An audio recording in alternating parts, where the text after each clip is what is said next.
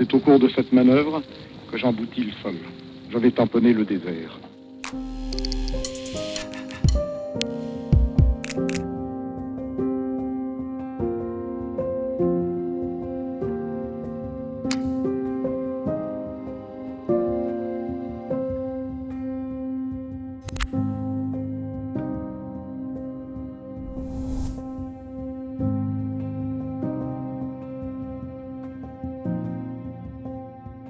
Parti de Paris à 7 heures à ma montre, je parvins à la Méditerranée sans trop de difficultés malgré un plafond bas.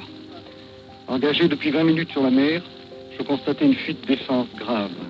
Je virai sur Marseille où je réparais et repartis. Vers 1 heure du matin, je rencontrai des cumulus. À partir de cet instant-là, je naviguais de façon presque continue à l'intérieur des nuages. Je décidai de me laisser glisser sous les nuages. C'est au cours de cette manœuvre que j'emboutis le sol. À ma grande surprise, le premier craquement, au lieu d'aboutir à l'écrasement définitif, se prolongea dans la cabine à la façon d'un tremblement de terre. Je subissais une secousse ininterrompue, d'une extrême violence, et qui se prolongea pendant 6 secondes environ. Je ne savais comment interpréter ce phénomène quand je subis la secousse d'arrêt, qui fut plus forte que les autres, et pulvérisa l'aile droite. Prévost puis moi sautâmes hors de l'avion par peur du feu. Armé d'une lampe électrique, j'inspectai aussitôt le sol. Il était composé de sable recouvert de pierres noires et rondes, aucune trace de végétation. J'avais tamponné le désert. Il nous restait 3/4 de litre de café et il nous fallait aboutir avant la soif. Nous parcourûmes ce jour-là 60 à 70 km, retour à l'avion compris.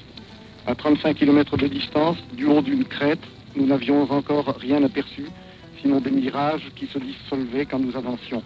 Nous avions préféré revenir, plaçant quelque confiance dans les recherches aériennes, et nous épuisâmes ce jour-là nos quelques gouttes de café.